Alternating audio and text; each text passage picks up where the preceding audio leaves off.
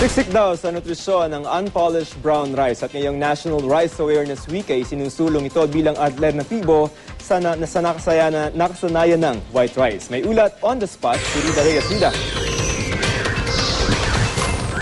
Joseph, kasabay nga ng pagdiriwang ng National Rice Awareness Month, pinangunahan ng ilang NGO ang pagsusulong sa pagkain ng unpolished brown rice sa mga Pinoy.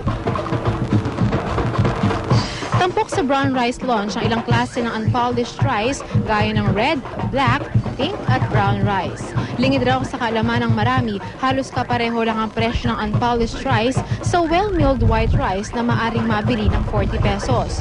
Pero dahil sa maliit pa ang demand ng unpolished rice at galing pa ito sa malalayong probinsya, kaya tumataas ang bentahan nito sa merkado.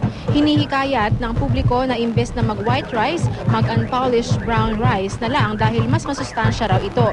Siksik kasi ito sa antioxidant, fiber, thiamine at iron na mas kaunti pa ang sugar content kaysa sa white rice.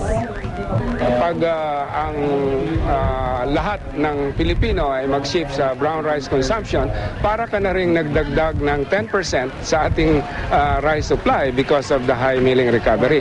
Plus the fact na ang brown rice mas madaling makabusog.